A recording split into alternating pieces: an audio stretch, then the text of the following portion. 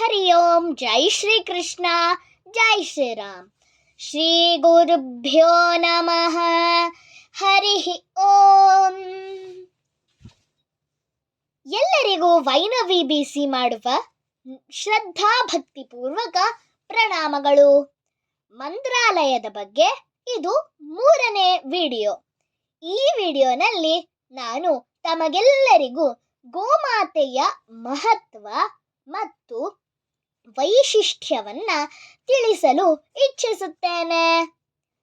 ಮಂತ್ರಾಲಯದಲ್ಲಿ ಸೇವಾ ಕೌಂಟರ್ ಇರುತ್ತೆ. ನಾವು ಯಾವ ಸೇವೆಗೆ ಬೇಕಾದರೂ ಹಣ ಕಟ್ಟಿ ರಸೀದಿಯನ್ನು ಪಡೆದುಕೊಳ್ಳಬಹುದು. ಉದಾಹರಣೆಗೆ ಗೋಗ್ರಾಸ, ಕನಕಾಭಿಷೇಕ, ರಥೋತ್ಸವಕ್ಕೆ ಹೀಗೆ ಇನ್ನೂ ಮುಂತಾದವು ಇರುತ್ತೆ. ಹಾಗಾಗಿ ಗೋಗ್ರಾಸದ ರಸೀತಿ ಪ್ರಕಾರ ನಾವೀಗ ಗೋಶಾಲೆಗೆ ಹೋಗಿದ್ದೆವು. ಈಗ ನಾನು ಗೋಪೂಜೆಯ ಮಹತ್ವ ಮತ್ತೆ ಅದರ ವೈಶಿಷ್ಟ್ಯತೆಯನ್ನ ಹೇಳುತ್ತೇನೆ. ಗೋಮಾತೆ ಎಂಬ ಪದವು ಸಂಸ್ಕೃತ ಪದಗಳಾದ ಗೋ ಅಂದರೆ ಹಸು, ಮಾತಾ ಅಂದರೆ ತಾಯಿ ಎಂದು ಹಿಂದೂಗಳ ವೇದ ಕಾಲದಿಂದಲೂ ಹಸುವನ್ನು ದೇವತಾ ಸ್ವರೂಪದಿಂದ ಕಾಣುತ್ತಿದ್ದೇವೆ. ಹಸುಗಳು ಪವಿತ್ರವೆಂದು ಭಾವಿಸಿ ಅವುಗಳನ್ನು ಹೆಚ್ಚಾಗಿ ಗೌರವ ಮತ್ತು ಭಕ್ತಿಯಿಂದ ಪೂಜಿಸುತ್ತೇವೆ. ಭಾರತೀಯ ಶಕ್ತಿ, ಭಾರತೀಯ ಸಂಪತ್ತು, ಭಾರತೀಯರ ಸರ್ವಸ್ವವೂ ಗೋಮಾತೆಯೇ ಆಗಿದೆ. ಶ್ರೀ ವಿಷ್ಣುವನ್ನು ಗೋವಿಂದ ಅನ್ನುತ್ತಾರೆ, ಶ್ರೀಕೃಷ್ಣನನ್ನು ಗೋಪಾಲ ಅನ್ನುತ್ತಾರೆ.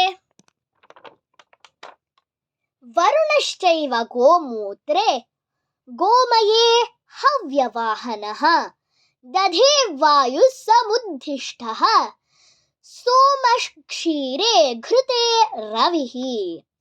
ಅಂದರೆ ಗೋಮೂತ್ರದಲ್ಲಿ ವರುಣದೇವರು, ಗೋಮಯದಲ್ಲಿ ಅಂದರೆ ಸಗಣಿಯಲ್ಲಿ ಅಗ್ನಿ ದೇವರು, ಗೋವಿನ ಹಾಲಿನಲ್ಲಿ ಚಂದ್ರನು, ತುಪ್ಪದಲ್ಲಿ ಸೂರ್ಯ ದೇವರು ಇದ್ದಾರೆ ಎಂದು ಈ ಶ್ಲೋಕದ ಅರ್ಥ.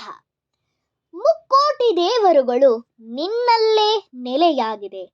ಅಮೃತದ ರೂಪವಾಗಿ ಕ್ಷೀರವನ್ನೇ ಕೊಡುವ ಮಾತೆ ನೀನು. ಗೋ ಪರಿಪಾಲಕನಾದ ಕೃಷ್ಣನಿಗೆ ಪ್ರಿಯವಾದ ಕಾಮಧೇನು ನೀನು. ದೇವರ ಸ್ವರೂಪಿಯಾದ ಗೋಮಾತೆ ನೀನು. ಒಟ್ಟಿನಲ್ಲಿ ಹೇಳುವುದಾದರೆ ಹಸುವಿನಲ್ಲಿ 33 ಕೋಟಿ ದೇವರುಗಳು ನೆಲೆಸಿದೆ. ಕಣ್ಣಿನಲ್ಲಿ ಸೂರ್ಯಚಂದ್ರರು, ಕೂಡಿನಲ್ಲಿ ಗೋವಿಂದ, ಮೂಗಿನಲ್ಲಿ ಮುಕುಂದ, ಬಾಯಿಯಲ್ಲಿ ಗೋಪಾಲ ಕೃಷ್ಣ, ನಾಲಿಗೆಯಲ್ಲಿ ನಾರಾಯಣ ಸ್ವಾಮಿ, ಕಿವಿಯಲ್ಲಿ ಕನಕದಾಸರು, ಬೆನ್ನಿನ ಮೇಲೆ ಬ್ರಹ್ಮದೇವರು, ಬ್ರಹ್ಮದೇವರ ಸಭಾಮಂಟಪ, ಬಾಲದಲ್ಲಿ ಭಗೀರಥಿ, ಹೊಟ್ಟೆಯಲ್ಲಿ ವಿಠ್ಠಲ, ಅಚ್ಚೆಯಲ್ಲಿ ಅಚ್ಯುತ, ಕೆಚ್ಚಲಿನಲ್ಲಿ ಸಪ್ತ ಋಷಿಗಳು, ಪಾದಗಳಲ್ಲಿ ಪಾಂಡವರು. ಹೀಗೆ ಹಸುವಿನ ರೋಮ ರೋಮಗಳಲ್ಲಿ 33 ಕೋಟಿ ದೇವರಿದ್ದಾರೆ. ಹೀಗೆ ಗೋಮಾತೆಯ ಒಂದೊಂದು ಅವಯವದಲ್ಲಿ ಒಂದೊಂದು ದೇವತೆ ಇದ್ದಾರೆಂದು ವೇದಗಳು ಹೇಳುತ್ತವೆ. ನಾವು ಗೋವು ಮತ್ತು ಅದರಲ್ಲಿರುವ ಎಲ್ಲ ದೇವತೆಗಳಿಗೆ ಪೂರ್ಣ ಶ್ರದ್ಧಾ ಭಕ್ತಿಯಿಂದ ನಮಸ್ಕಾರ ಮಾಡುವುದರಿಂದ 10 ಜನ್ಮಗಳ ಪಾಪವು ನಾಶವಾಗುತ್ತದೆ. ಒಂದು ಸಲ ಗೋಮಾತೆಯನ್ನ ಪ್ರದಕ್ಷಿಣೆ ಮಾಡಿದರೆ ತ್ರಿಲೋಕ ಪ್ರದಕ್ಷಿಣೆ ಮಾಡಿದ ಪುಣ್ಯ ಸಿಗುತ್ತದೆ. ಪ್ರತಿದಿನ ಪೂಜಿಸುವುದರಿಂದ ಲಕ್ಷ್ಮೀ ಕಟಾಕ್ಷ ಸಿಗುತ್ತದೆ. ಆಕಳನ್ನು ಸಾಕುವವರಿಗೆ ಆಯುಷ್ಯ ಜಾಸ್ತಿ ಇರುತ್ತದೆಂದು ಹೇಳುತ್ತಾರೆ. ಆಕಳ ಹಾಲು, ಮೊಸರು, ಮಜ್ಜಿಗೆ, ಬೆಣ್ಣೆ, ತುಪ್ಪ ತಿನ್ನುವವರು ಆರೋಗ್ಯವಂತರಾಗಿದ್ದು ಹೆಚ್ಚಿನ ಕಾಲ ಜೀವಿಸುತ್ತಾರೆಂದು ಪರಿಶೋಧಿಸಿದ್ದಾರೆ. ದಾನಗಳಲ್ಲಿ ಶ್ರೇಷ್ಠವಾದ ದಾನ ಗೋದಾನ. ನೂತನ ಗೃಹ ಪ್ರವೇಶದ ಸಂದರ್ಭದಲ್ಲಿ ನಾವು ಮೊದಲು ಗೋವು ಮತ್ತು ಅದರ ಕರುವನ್ನು ಮನೆಗೆ ಪ್ರವೇಶ ಮಾಡಿಸುತ್ತೇವೆ. ಹೊಸ ಮನೆ ಸಂಪತ್ತು ಸಮೃದ್ಧಿಯಿಂದ ಕೂಡಿರಲಿ ಎಂದು ಮನೆಯೊಳಗೆ ಗೋವಿನ ಕೆಚ್ಚಲಿನಿಂದ ಹಾಲು ಹಿಂಡುತ್ತೇವೆ. ಮುಖ್ಯವಾಗಿ ನಮ್ಮ ಹಿಂದೂ ಧರ್ಮದಲ್ಲಿ ಶ್ರದ್ಧಾ ಭಕ್ತಿಯಿಂದ ಪೂಜಿಸಲ್ಪಡುವ ದೇವರುಗಳಲ್ಲಿ ಒಬ್ಬನಾದ ಶ್ರೀಕೃಷ್ಣನು ತನ್ನ ಬಾಲ್ಯದಲ್ಲಿ ಗೋಪಾಲಕನಾಗಿದ್ದನು. ಅವನು ತನ್ನ ಸ್ನೇಹಿತರೊಂದಿಗೆ ಕೊಳಲು ನುಡಿಸುತ್ತಿದ್ದನು ಮತ್ತು ಹಸುಗಳನ್ನು ಮೇಯಿಸುತ್ತಿದ್ದನು. ಗೋಪಾಲಕನು ಸನಾತನ ಧರ್ಮದಲ್ಲಿ ಜನಪ್ರಿಯ ವಿಷಯವಾಗಿ ಮತ್ತು ಶಿವನು ಗೋವುಗಳೊಂದಿಗೆ ನಿಕಟ ಸಂಬಂಧವನ್ನು ಹೊಂದಿದ್ದಾನೆ ಎಂದು ನಂಬಲಾಗಿದೆ. ಮಹಾಕಾವ್ಯ ಮಹಾಭಾರತದಲ್ಲಿ ಹಸುಗಳನ್ನು ಸಂಪತ್ತು ಮತ್ತು ಸಮೃದ್ಧಿಯ ಸಂಕೇತವೆಂದು ಪರಿಗಣಿಸಲಾಗಿದೆ.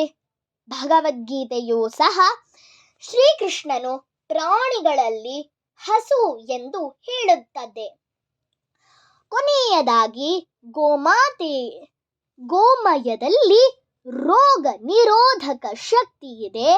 ಗೋಮೂತ್ರದಲ್ಲಿ ಕೆಲವು ರೋಗಗಳಿಗೆ ಔಷಧವನ್ನು ಕಂಡುಹಿಡಿದಿದ್ದಾರೆ. ಗೋಮಾತೆಗೆ, ಗೋಸಂತತಿಗೆ ನಾವು ಏನು ಕೊಟ್ಟಿದ್ದರೂ ಋಣ ತೀರಿಸಲಾಗುವುದಿಲ್ಲ. ಹಾಗಾಗಿ ನಮ್ಮ ಪೂರ್ವಜನರು ಸಾಕಿ ಸಲುಹಿದ ಗೋಸಂತತಿಯನ್ನು ನಾವು ಗೌರವಿಸಿ ಉಳಿಸಿಕೊಳ್ಳಬೇಕು. ಪೂಜೆಯ ನಂತರ ನಾನು ಹಸುವಿನ ಕೆಳಗಡೆ 3 ಬಾರಿ ಹೋಗಿ ಬಂದಿದ್ದೇನೆ. ಯಾವ ಕಾರಣಕ್ಕಾಗಿ ಅಂತ ಹೇಳಿ ದಯಮಾಡಿ ಕಮೆಂಟ್ ಬಾಕ್ಸ್ನಲ್ಲಿ ಕಮೆಂಟ್ ಮಾಡಿ. ಮುಂದಿನ ವಿಡಿಯೋನಲ್ಲಿ ನಾನು ತಮಗೆಲ್ಲರಿಗೂ ಮಂತ್ರಾಲಯದ ಒಳಭಾಗದಲ್ಲಿ ನಡೆದಂತಹ ರಥೋತ್ಸವದ ಬಗ್ಗೆ ತಮಗೆಲ್ಲರಿಗೂ ಚಿತ್ರಣವನ್ನು ತೋರಿಸುತ್ತೇನೆ. ವೀಕ್ಷಿಸಿದ್ದಕ್ಕಾಗಿ ಧನ್ಯವಾದಗಳು.